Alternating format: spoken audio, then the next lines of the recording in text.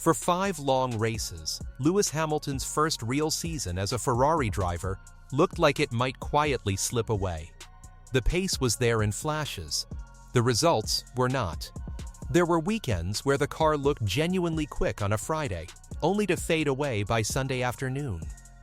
There were qualifying sessions that promised much and delivered little. And underneath it all, the slow, grinding pressure of the most scrutinized driver transfer in the history of the sport, a 7-time world champion in red, still searching for the form that had defined him for 2 decades. And then the calendar turned to one circuit, a single, narrow ribbon of street wound between the barriers and the harbor of Monte Carlo. A track unlike any other in the world. And it was always going to be different.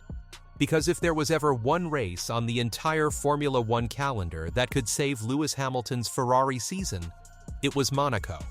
And the reason why is not romance. It is not nostalgia. It is not the glamour of the Principality or the ghosts of Senna and Schumacher. It is pure, cold, unforgiving engineering. This is the story of why Monaco was always the trapdoor beneath Ferrari's struggles, the one place on Earth where every weakness that had been holding the car back all year suddenly stopped mattering, and every strength it had been hiding was finally set free. And why, for Lewis Hamilton in particular, this was never just another race.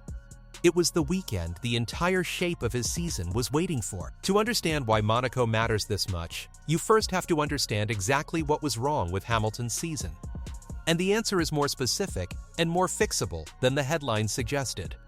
Coming into the Monaco weekend, Hamilton sat 4th in the championship, just 3 points behind his teammate, Charles Leclerc. His best result of the entire year had been a 2nd place in Canada, a genuine sign of life.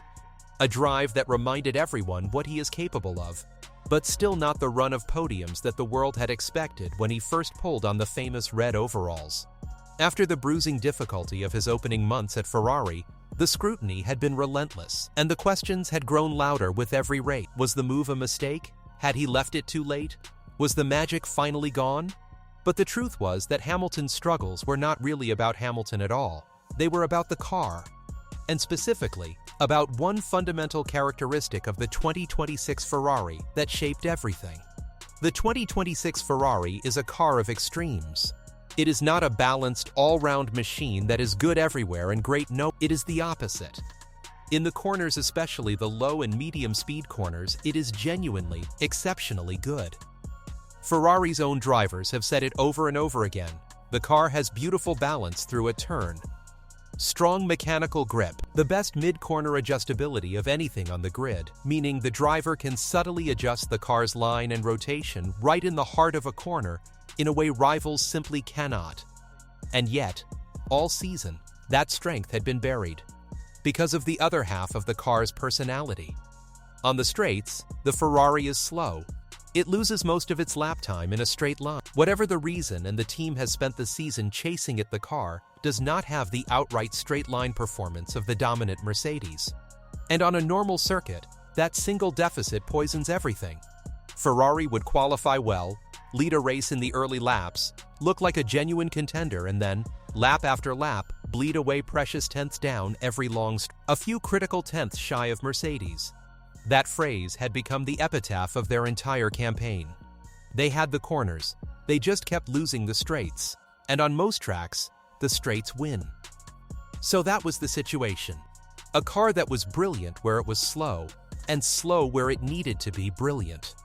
A car perpetually a step behind, not because it lacked grip, but because it lacked top speed.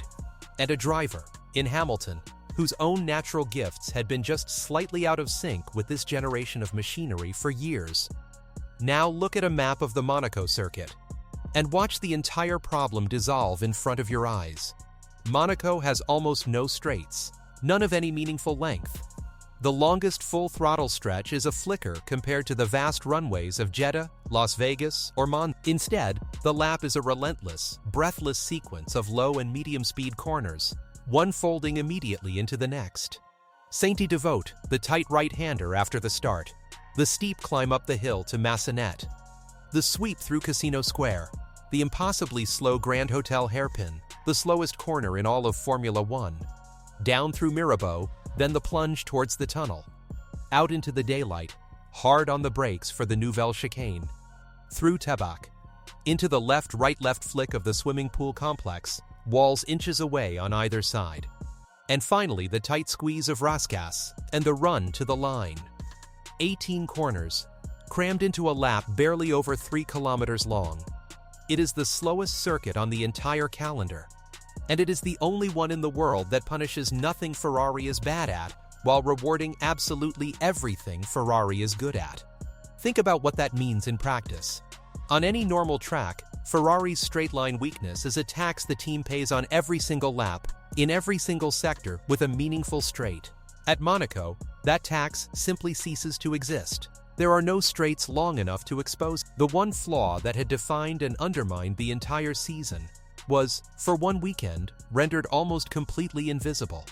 The car could no longer be hurt by the thing that had been hurting it all year. And at the very same time, the thing the Ferrari does better than any other car in the world, that devastating low-speed corner grip, that exceptional adjustable balance, happens to be the single most valuable quality a car can possess around the streets of Monte Carlo. Monaco does not just tolerate Ferrari's strength, it worships it. The circuit takes the one thing the red car is best at on the planet and makes it the most precious currency on the track. Every corner is a chance to use it. Every apex is an opportunity the Mercedes, for all its straight-line speed, simply cannot answer here. This is why Ferrari arrived in Monaco not as a hopeful underdog, but as the outright favorite. For the first time all season, the smart money, the bookmakers, the paddock insiders, even rival drivers pointed at the red cars. Lando Norris himself, the defending Monaco winner, flagged Ferrari as the team to beat before a wheel had even turned. And from the very first moments of practice, that theory began hardening into cold, hard reality. Ferrari delivered a 1-2 in both Friday practice sets. In the first, Leclerc led, with Hamilton just behind. And then, in the second session, the order reversed and it was Hamilton who rose to the very top of the timing sheets, fastest of all, ahead of his teammate, ahead of the entire grid of the best drivers in the world. His fastest lap was a piece of controlled violence. Watching it, you could see the Ferrari dancing beneath him through the entry and exit of the swimming pool, the rear of the car moving, sliding, threatening to break away, and Hamilton catching every single twitch of it, carrying speed through that fearsome section that nobody else could match.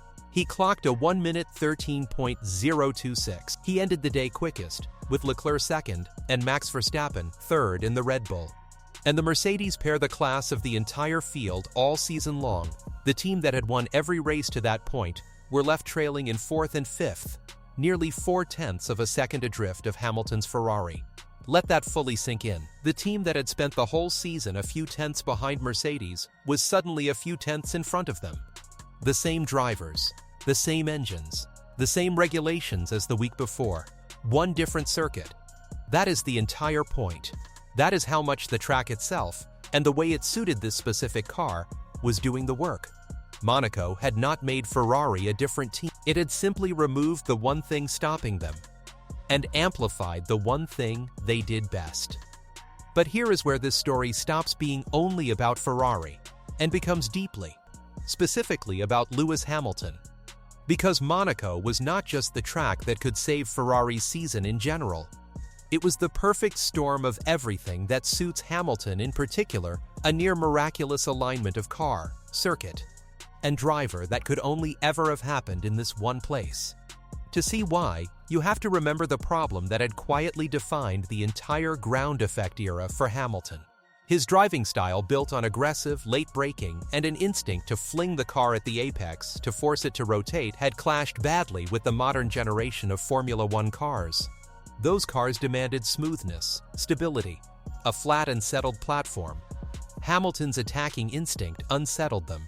It overheated his tires, it triggered snaps of instability, and it cost him lap time, especially over a single qualifying lap where there is no time to recover from a mistake. For 4 long years, the very thing that had made him the greatest driver of his generation had been working against. Monaco quietly hands that instinct back to him. And it does so more completely than any other circuit on the calendar. Because around these streets, the willingness to attack the car towards the barriers, to commit absolutely on entry, to dance on the very edge of the rear stepping away to place the car within a single centimeter of a concrete wall at speed is not a liability here. It is the entire skill. It is the whole game. Monaco rewards, above all else, the driver brave enough to brush the wall and precise enough never quite to hit it. It demands exactly the kind of fearless, knife-edge car placement that Lewis Hamilton has possessed since he was a small boy dominating in go-karts. The same trait that punishes him on a flowing modern circuit becomes, on these streets, the single most valuable weapon a driver can carry.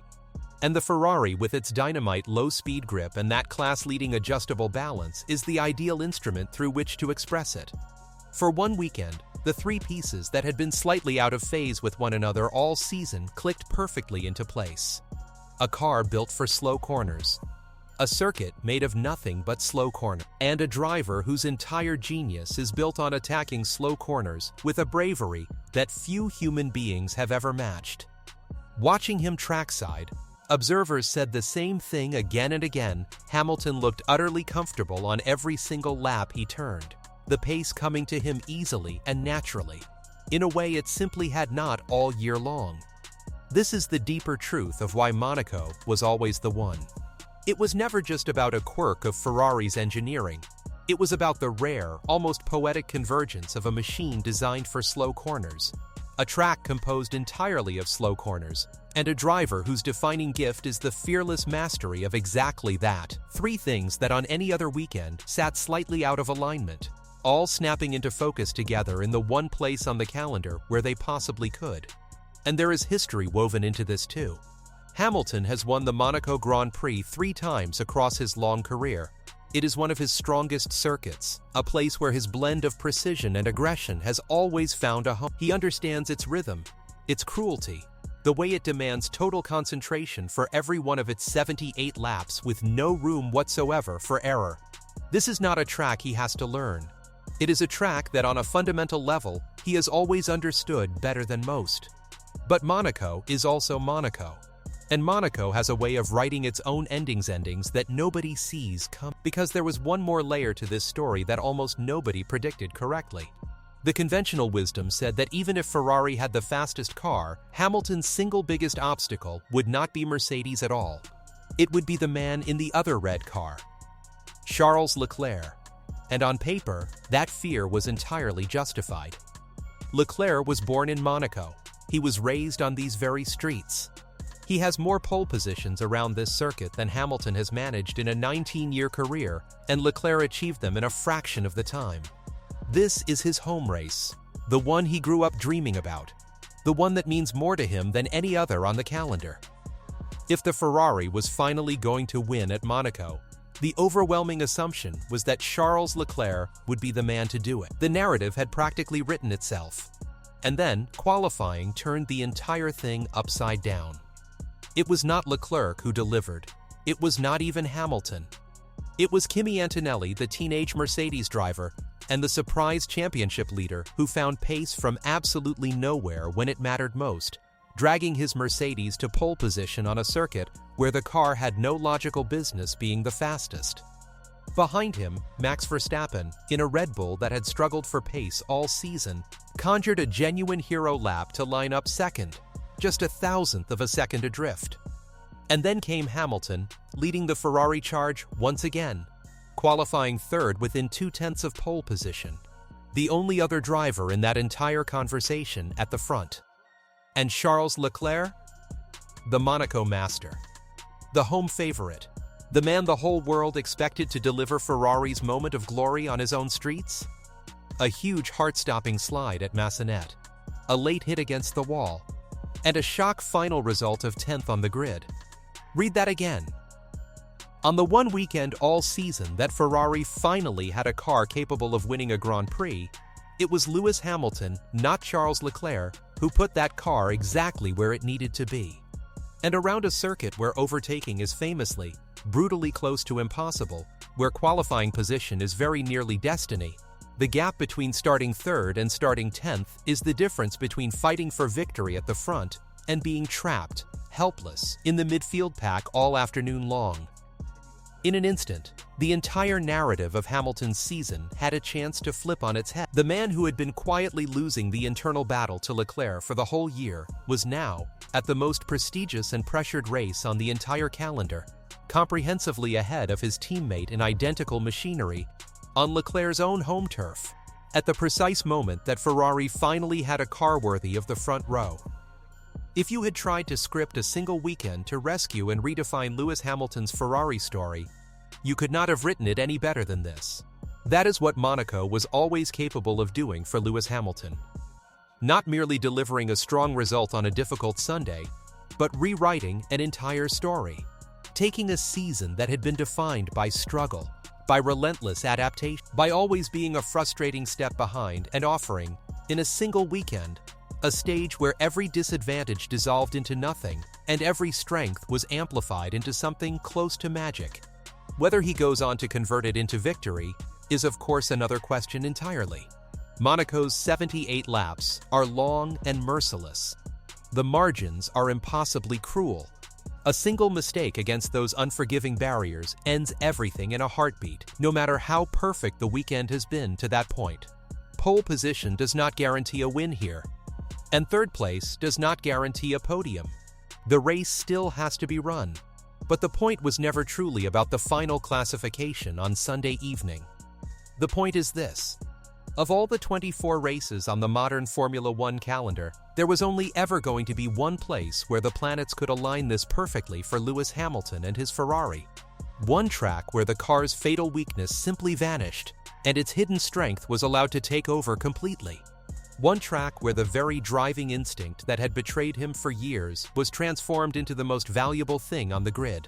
One track where he could finally, definitively, and on the biggest stage of all, beat the teammate who had been ahead of him all season long. Monaco was always that track.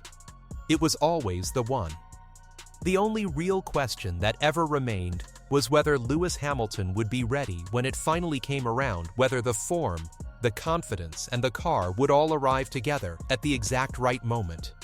And on the evidence of that Friday practice, and that 0.2 off pole qualifying lap around the most demanding circuit in the world, it looks an awful lot like he was.